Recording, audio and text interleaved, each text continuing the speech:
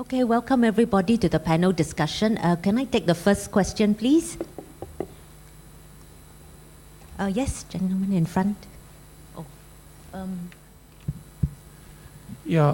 Thank you so much for the various speakers that have shared some very useful statistics and therefore insights. I just have one question.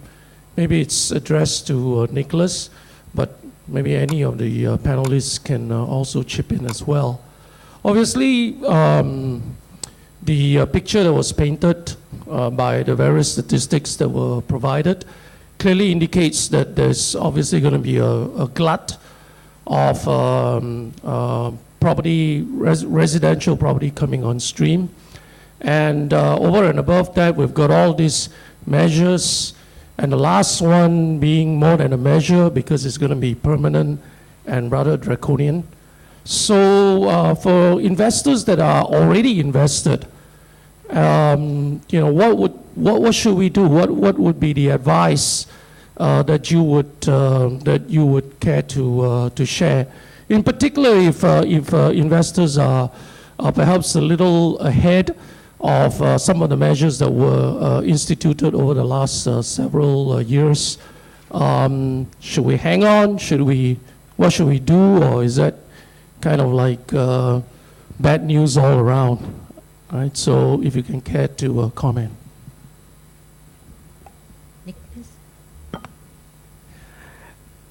No property, no two single property is totally identical. Sometimes buying a certain property, especially if you buy a property in one condo, it's almost like buying shares in one company. All right? In fact, the only product in our investment world that is perfectly homogeneous are shares. If let's say you buy a Singtel share, doesn't matter you buy from Mr. Lim or Mr. Tan, it's the same Singtel shares, right? But property is totally different. You can be buying on the same floor. One of them is, let's say 0702, the other one is 0704. The 04 one may not sell as well as the 02, right? So if you were to, there's no one single answer that say, oh, you must, now's the time to sell or what. I'm just putting in the thing that you have to consider this. I don't know how many properties this certain investor have in hand. If let's say he's geared to the max and he has 4 properties, then maybe it's time you might want to consider deleveraging, right? Selling away 1 or 2 properties. I'm not sure, because a lot depends on the individual's financial status and risk appetite. If the person is, and you're very comfortable, you own 2 properties, and both of them, you bought them 5 years ago, low price, right now you're sitting pretty in the gain. The next thing is, should you sell? Of course, you don't sell your own home, the roof above your head and your children's head. You might want to sell the other property, but then next thing is, what do you do with the money? What do you do with it? You have to reinvest it. So I can't give one single answer that can apply to everyone, because like I said, even during times when the stock market is not doing very well, you may not want to liquidate all your shares also. There are certain shares that may be worth holding on, right? Likewise for property. You have to, there is no single answer. Every solution actually have to be a bit more tailor-made to the individual. Or maybe just to add about what Nicholas had mentioned about deleveraging. I have a reader who bought my book that was 1 year ago. After he bought the book, he called me. He said, "Oh, Richard, I bought your book. I finished reading in 5 days." I tell you, I was very appreciative because I can't even get my wife to read the first chapter till now. So after reading, he said, I become very worried. Naturally, I worry what he worried. So I went to see him. Oh, why he worried? Because he has 6 properties. He's those classic, very classic investors where he only know how to buy but don't know how to sell. But after running through the financial ratio, he actually came to a conclusion that he is too highly leveraged. And therefore, he decided to sell 2 of the properties.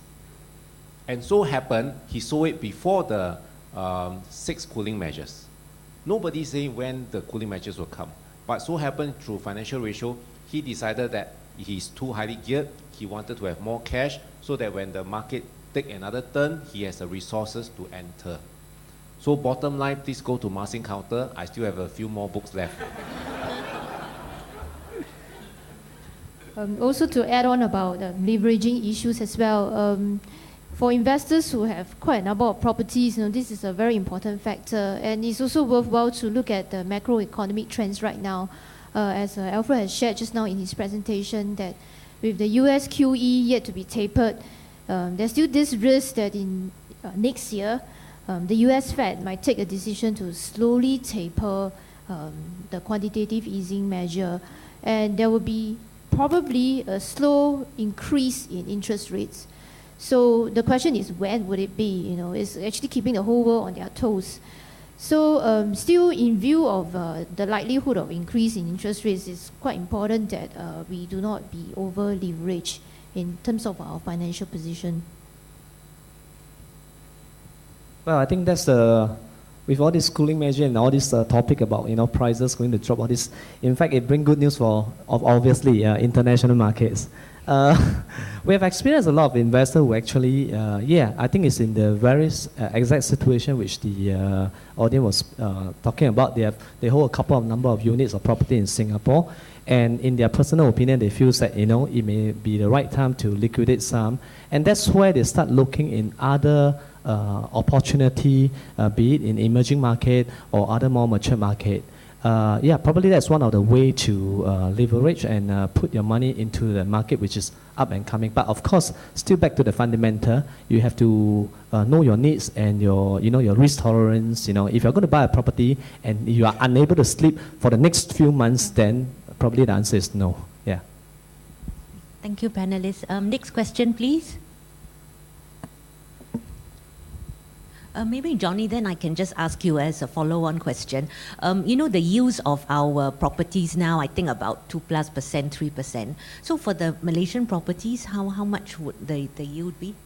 Well, in general, the rental yield, it makes sense lah. Normally, you have to look at what's the interest rate of that particular country. Current interest rate in Malaysia is based on BRR, baseline rate, minus either 2.1 to 2.4, depending where you're buying from. So in real term, it's actually 4.2%. So rental yield would be range at a healthy range of about 6 or 6.5, around that range. Yeah. But you have to be just be mindful that you have to go in the right pockets of the country, because like what I've mentioned earlier during my seminar I've shared, it's very different from Singapore. Singapore is a very small country, whereas if you're talking about Malaysia, you have to look at the different state. Even the different state, there's different areas, so price may varies quite a fair bit, especially for those hotspot right now. Okay, thank you. Questions? Christian, we have one.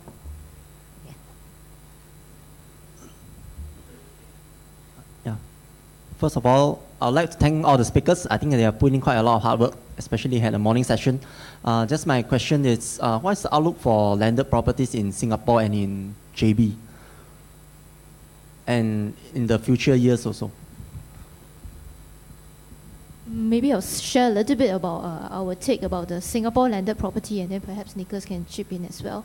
Landed properties in Singapore has seen quite the steepest price appreciation for the past 5 years, mainly because apart from the residential market running up in terms of prices, landed property has also been highly sought after, mainly due to the reason of limited supply, especially terrace houses and good class bungalows in very good locations. So going forward, will the market segment continue to do well? My take is yes, it will. However, there will be the increase in prices will not be as steep as before, because now prices are at a very high elevated level already. So it will be worthwhile perhaps to look at landed properties in the suburban areas whereby prices have yet to reach its peak. So the other segment that could do quite well is actually the freehold landed properties, perhaps strata landed housing. Although strata landed housing is now not for foreigners to buy anymore, but I think for locals, if you like to have landed housing with common facilities, and nowadays some strata landed housing developments are quite tastefully designed, and it offers some form of attraction. So this could be one area that will present some form of appreciation in the long run. I concur with Alice that the demand for landed houses will always be there, even though you need to be a Singaporean or PR to buy a landed house. But in the short term, it may go through the prices will go through fluctuation, like the rest of the market. If condo prices were to fall, it will pull down landed prices as well. But one of the strong point that is in favor for the landed housing segment is that supply is very, very limited. Whenever the government launch land parcels for sale, it's always for condo. Only once in a long while, they'll launch something that is for landed. And whatever new supply that's coming on in landed is either from government land sale, which is few for landed property, which is few and far in between, or redevelopment. That means something that could be a bungalow right now, and then they redevelop it into 2 semi-detached or maybe even 3 terrace houses. So the new supply are regeneration from the old buildings. So we are going to see very limited supply, new supply of landed properties that come on. And if the market is weak, well, that is a short-term thing. But on the long term, I think as long as our population continue to grow and our economic systems remain stable, there will be continued demand for landed houses. Maybe Johnny. Yeah, the extent of the question is also the landed property in JB. Okay, landed property in JB, there's some restriction over to, for foreign ownership, especially those new launches. In fact, you rarely see landed property come into Singapore because most of the time, even the pre-launch, the developer would have sold all of them. And there's tight control on it. It depends on what sort of landed property. It can be from 10% to 30% of the total number of units in the development. And there's restriction, like for example, terrace house, you got to buy at least 2-story terrace house, but not 1-story terrace house. Bungalow, probably the developer are allowed to sell up to about 30% to international investor, which actually leads us to a very unique situation right now. This has been ongoing in Malaysia. What happens is that because developer only can sell, let's say 10% or 30% of the landed property to the local and not to international buyer. So technically, once they sold out that percentage, there's no other choice option for international buyer like yourself to get into the market. So what do? You buy it from the local, which actually fuel this demand of local buying in with the intention to flip it to sell to you. So yeah, this is what is going on right now. Yeah, right. In view of the huge supply that is coming on board, is it a good time to go into investment, considering the yields are not too high, especially in the mass market?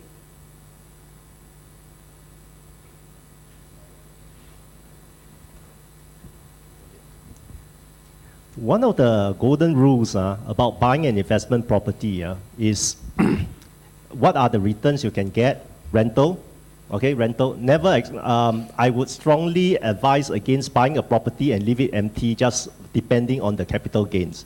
And the other thing is, while you're holding on to the property, how is the capital gain like?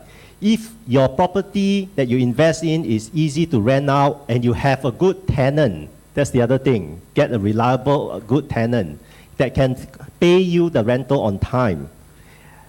Whether the prices go up or down, you must be able to sleep soundly at night. Even if prices goes up and down over a certain, right now you buy a property, you have to wait for 4 years anyway, right? 4 years SSD period. So during that 4 years or 5 years of your holding period or 10 years, are you able to sleep soundly at night if prices goes up and down? If your answer is yes, then you should choose a property that is easy to rent out. I think many of you have heard this before. Find one that is accessible, near to MRT stations, or at least within comfortable traveling time to the MRT stations, or near international schools. Any factors that basically enhance its attractiveness to be rented out.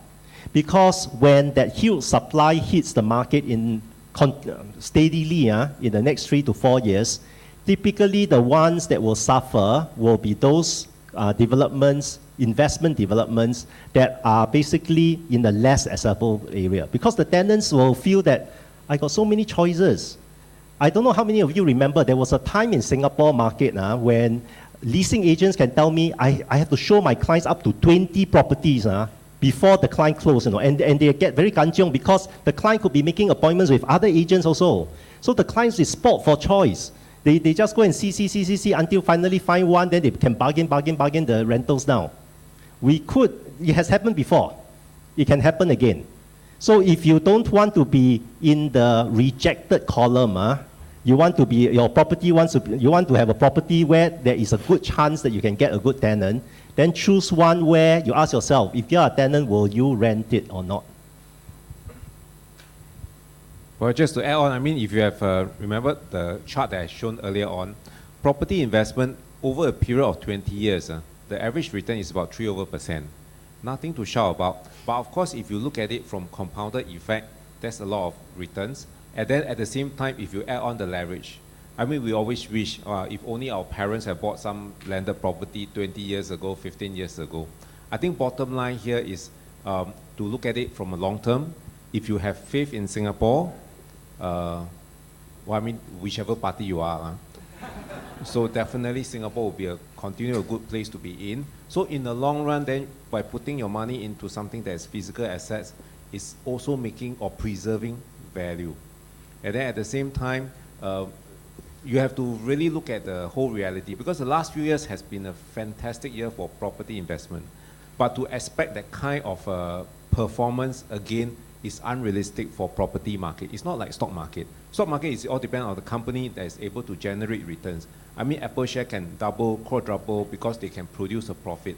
But property, that's about all. As all the experts have shown, all the rental yield is about that.